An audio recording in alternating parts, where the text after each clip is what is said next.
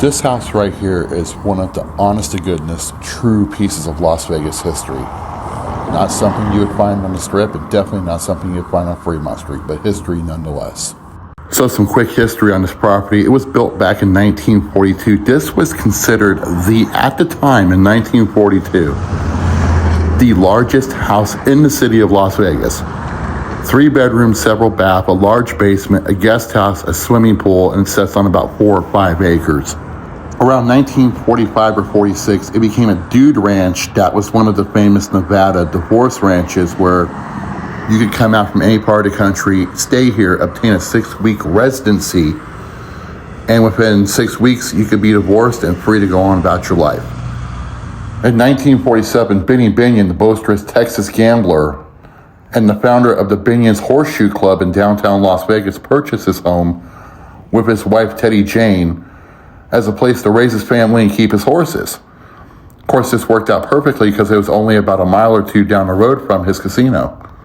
A lot of famous Las Vegas traditions started with Binion, including the World Series of Poker, the $3.95 premium steak dinner that was supplied by beef from the Binion's Montana ranch. But Binion was real big on supporting the community by providing funds to local high school football teams that traveled to Reno to compete in statewide football tournaments. Benny had a love for the city. It is wild to see the semi truck and trailer just sitting out here and the elements just kind of rotting away. It's absolutely beautiful. This is something that should probably be in a museum or be restored, but I would say it was around the early 70s, late 60s. From what I could see, this old Continental's in beautiful shape. I'm pretty much gathering this may have been one of Benny's cars that was just left behind or left to the caregiver of the property, but it looks pretty good from here. Now, from what I've read, the family moved out of this house back in 1974, and it's been, I won't say sitting abandoned the entire time because they do have caregivers on property, but no one has lived in this main house since then. But everything, for something that's been sitting for over 50 years, it looks in pretty good shape. It doesn't look like anybody's vandalized it. It doesn't look like anybody's living in it.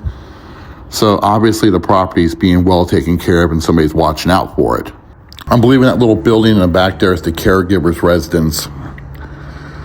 But if you look at it, like right here, this is the pool area, but this building has some beautiful stonework on it. I'm kind of shocked they've not tried to restore it or do something with it. I did read that at one point back in the 90s, they did want to tear it down and make it the Binion Park, but never did.